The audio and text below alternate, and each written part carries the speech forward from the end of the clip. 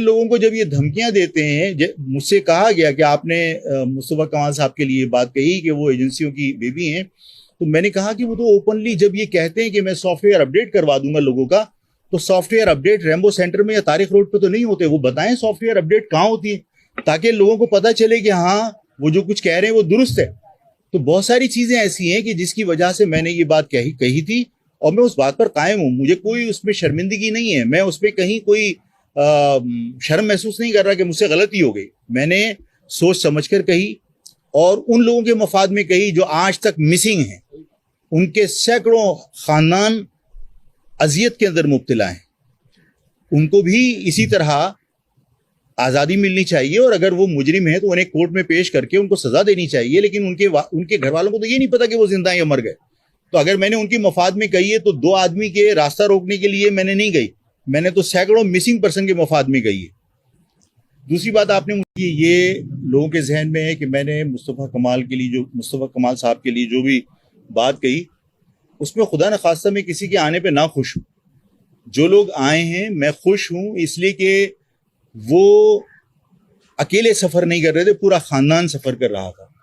और उनके आने से मुझे खुशी है, दुख नहीं है। और मैं किसी का रास्ता रोकना नहीं चाहता, बल्कि मैंने जब ये कहा था कि मुस्तफ़ा कमाल साहब जो लेकर आए ये बड़ा इक़दाम है कि वो 5-5 साल से मिसिंग लोगों को कहीं से भी लेकर आए। तो जो लोग अब तक सैकड़ों मिसिंग पर्सन की एप्लीकेशन है हाई कोर्ट और सुप्रीम कोर्ट के अंदर लगी हुई हैं, हाई कोर्ट में लगी हुई हैं और हर जगह हर इदारे की तरफ से ये जवाब आया है कि उनके पास वो लोग नहीं हैं। अगर उनके पास नहीं है तो जाहिर है कि फिर मेरा भी हक बनता है कि मैं ये बात कहूं कि मुस्तफ़ा कमाल साहब को बुला के पूछा जाए वो कौन सा दरवाजा है जहां से ये लेकर आए, ताकि अगर सब इदारों ने मना कर दिया तो सुप्रीम कोर्ट फिर उस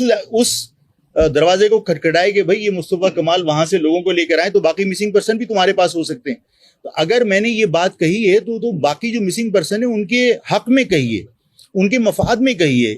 कि सिर्फ कराची के लोग ही नहीं, पूरे पाकिस्तान के लोग, बलूचिस्तान के लोग मिसिंग हैं, पंजाब से लोग मिसिंग हैं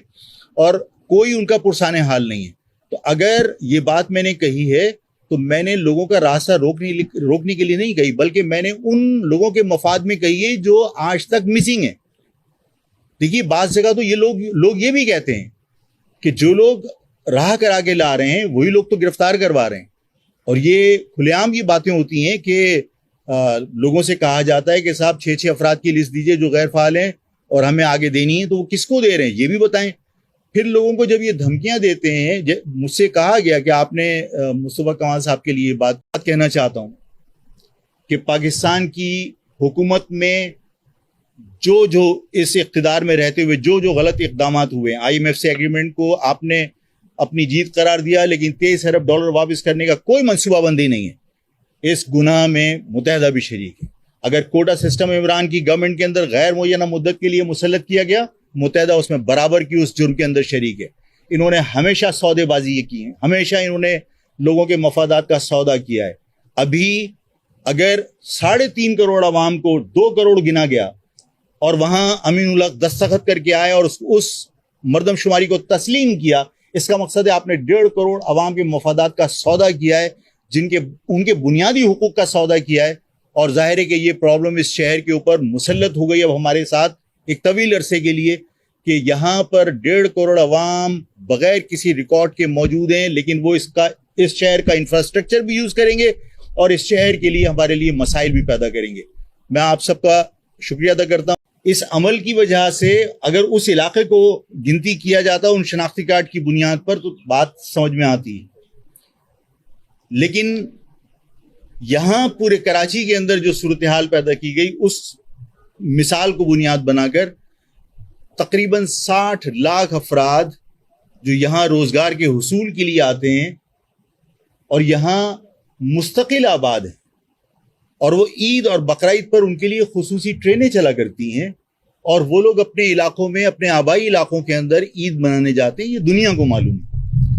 और पूरे साल यहाँ मुस्तकिल आबाद हैं, यहाँ का इंफ्रास्ट्रक्चर यूज करते हैं, यहाँ की बिजली और यहाँ का पानी इस्तेमाल करते हैं, यहाँ रोजगार के मौके उन्हें मैसर हैं, यहाँ पर वो रहाइश इख्तियार करते हैं, सारा सीवरेज का सिस्टम इस्तेमाल करते हैं, यानी पूरा बुनियादी इंफ्रास्ट्रक्चर वो तमाम लोग इस्तेमाल करते हैं जिनके शनाख्ती कार्ड या तो दादू के हैं, लाड़काना के हैं,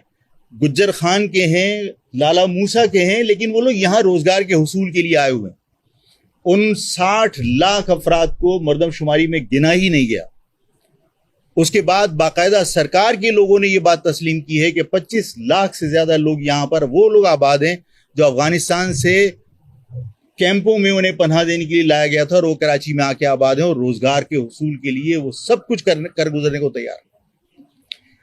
इन सारे हालात के अंदर जो बैनुल अक़वामी सतह पर ये आदाद व शुमार के इदारे हैं, जो पाकिस्तान के अंदर बड़ी बड़ी तंजीमें हैं, उन सब ने इस बात को तस्लीम किया कि कराची की आबादी 3.5 करोड़ से कम नहीं है। वो इस अरसे की कारकर्दगी लोगों को बताकर सियासी तौर पर लोगों को गुमराह कर रहे हैं। ये मैंने 2-3 प्रेस कॉन्फ्रेंसेस मुत्तहिदा कौमी मूवमेंट की भी सुनी और मुख्तलिफ सियासी जमातों की जो इक़्तिदार में रहे। आज की इस प्रेस कॉन्फ्रेंस का बुनियादी मकसद भी ये है कि अगर हुकूमत में रहने वाली जमातें अपनी कारकर्दगी, झूठी सच्ची कामयाबियां गिनवा कर अवाम को गुमराह करें तो कम से कम हम जैसे लोग हकाइक बताकर अवाम को उनकी रहनुमाई कर सकें। आप सब जानते हैं कि एक तवील अरसे से इस कराची की मर्दमशुमारी पर सबको ही एतराज़ात थे और हर एक ने अपनी अपनी बिसात के मुताबिक इसके खिलाफ आवाज़ बुलंद की कि कराची की आबादी को कम गिना जा रहा है। इस कराची की आबादी को सब ने तस्लीम किया कि 3.5 करोड़ से कम कतन नहीं है। और माजी में जो 17 की जो मर्दमशुमारी थी उसमें आपको याद होगा कि मैंने पिछली मरतबा जब हमारी आपकी इस सिलसिले पे बात हुई तो मैंने आपसे अर्ज़ किया था कि ज़रब-ए-अज़्ब चल रही थी और उस ज़रब-ए-अज़्ब की वजह से कबायली इलाकों से लोगों को कैंपों में मुंतकिल किया गया था। और जब ये मर्दमशुमारी का अमल शुरू किया गया तो कबाइल के लोगों ने इस बात पर एतराज़ उठाया कि कबाइल के लोग इलाकों में मौजूद नहीं हैं, तो अगर वहाँ मर्दमशुमारी होगी तो कबायली लोगों की गिनती करना मुमकिन नहीं है और अगर उनकी गिनती नहीं होगी तो जाहिर है कि उनको उनके बुनियादी हुकूक से महरूम कर दिया जाएगा। तो वहाँ खटक नाम का इस मर्दमशुमारी से मुतालिक ऑफिसर तैनात था जिसने हुकूमत से रब्ता किया और जो सेंसिस का ब्यूरो है इससे रब्ता किया और फिर ये तय पाया कि जो लोग इस इसके ज़रब-ए-अज़्ब की वजह से कैंपों में मुंतकिल हुए हैं उन इलाकों के अंदर जिन लोगों का शनाख्ती कार्ड पर जिस इलाके का इंदराज हुआ है वहाँ उस इलाके में उनकी गिनती शुमार की जाएगी। और इसकी वजह वहाँ पर इस अमल की वजह से अगर उस इलाके को गिनती किया जाता उन शनाख्ती कार्ड की बुनियाद पर तो बात समझ में आती है। लेकिन यहाँ पूरे कराची के अंदर जो सूरत हाल पैदा की गई उस मिसाल को बुनियाद बनाकर तकरीबन 60 लाख अफराद जो यहाँ रोजगार जो लोग आए हैं, मैं खुश हूँ इसलिए कि वो अकेले सफ़र नहीं कर रहे थे, पूरा ख़ानदान सफ़र कर रहा था और उनके आने से मुझे खुशी है, दुख नहीं है और मैं किसी का रास्ता रोकना नहीं चाहता। बल्कि मैंने जब ये कहा था कि मुस्तफ़ा कमाल साहब जो लेकर आए ये बड़ा इक़दाम है कि वो 5-5 साल से मिसिंग लोगों को कहीं से भी लेकर आए।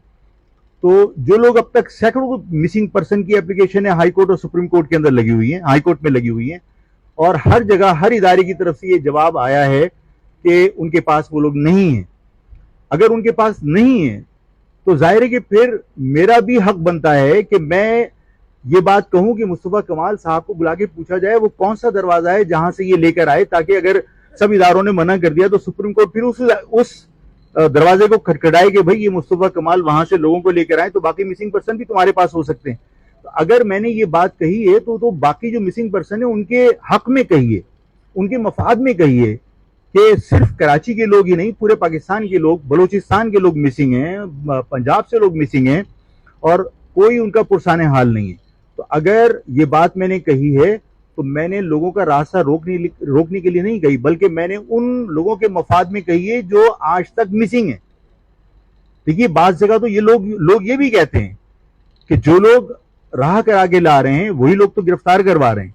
और ये खुलेआम ये बातें होती हैं कि लोगों से कहा जाता है कि साहब 6 अफराद की लिस्ट दीजिए जो गैर फाल हैं और हमें आगे देनी है, तो वो किसको दे रहे हैं ये भी बताएं।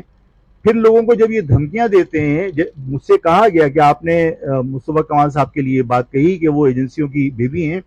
तो मैंने कहा कि वो तो ओपनली जब ये कहते हैं कि मैं सॉफ्टवेयर अपडेट करवा दूंगा लोगों का, तो सॉफ्टवेयर अपडेट रेम्बो सेंटर में या तारिक रोड पे तो नहीं होते। वो बताएं सॉफ्टवेयर अपडेट कहाँ होती है,